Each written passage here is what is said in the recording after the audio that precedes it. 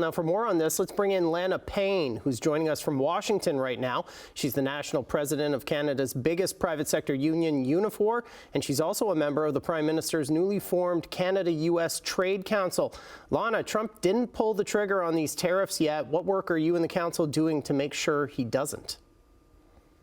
Oh, it's going to be a big job because part of the challenge here, and I've said it from the beginning, is the threat of tariffs also is a very dangerous situation for us to be in as a country, and to have to live with the constant threat of tariffs. Last time around, we also heard from President Trump that he would not implement tariffs, and then basically 15 minutes later, we had them. So my message to all of the folks who are around the council, but also my message here today, representing workers, was that we cannot take a breath of relief here and think that things are okay. We have to continue to build a strong and united front in Canada, bringing Canadians together, and we need to make sure that our response is ready to go for when we need it.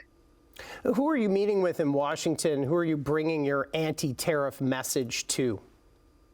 Lots of folks today, obviously lots of Canadians, because I spent the day at the Canadian embassy, but there were obviously Republicans there as well that were invited to the embassy. So anybody that I could speak to in that crowd of 2,000 people, which were quite a lot of folks. And basically the message being that tariffs will hurt Canadian workers and American workers. We have many industries that are interconnected and interlinked. We depend on each other. We build things together. And the reality is that tariffs are going to hurt workers on both sides of the border. But for Canada, we have to take this opportunity right now and make sure we're doing everything necessary to protect workers in the event that we get into a trade war, that we protect the industries that workers depend on for their jobs, and be ready to make sure that there are supports there for both.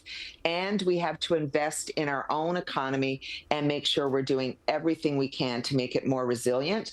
And that work has to carry on, because this volatility over the next 4 years is not going to end. So we use the levers we have in Canada to create and build good Canadian jobs. That is what we have to do. If 25% tariffs do come, how many jobs do you think could be lost? Oh, goodness. Well, I think you've already heard from the Ontario Premier that in Ontario alone, we're looking at, in excess of 500,000 jobs being lost with a tariff of that size. Potentially, our GDP could decline by upwards of 2%. In total, we have about 1.8 million Canadians working in trade-dependent sectors. So there's a lot at stake right now, and there is no time to rest. We have to keep doing everything we can to make sure we're building a very strong response in Canada, retaliatory tariffs if we need them, and building up our own economy as well.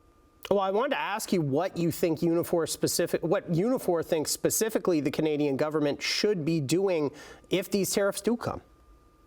Yeah, well, a number of things. We do have to retaliate, and retaliate hard and in targeted areas, because the reality is that we can, and we need to be bold enough to do that. We also have to increase worker supports in the event that workers lose their jobs, because things like employment insurance, the way that program is right now, just doesn't cut it. It isn't good enough. And we have to support Canadian industry to make sure that they can keep Canadians working. If you look at the forest industry, for example, it's already going through a multitude of challenges, including softwood lumber tariffs. So another tariff on top of that would be a very big challenge for Canadian businesses and for that industry to be able to stay vibrant. And finally, we have to use our procurement dollars to put Canadians to work and to build up Canadian industry, and make sure that we're building a strong and resilient economy that can, buffer ourselves from this kind of volatility. That's UNIFOR National President Lana Payne joining us from Washington. Lana, thanks very much for your time. Thank you.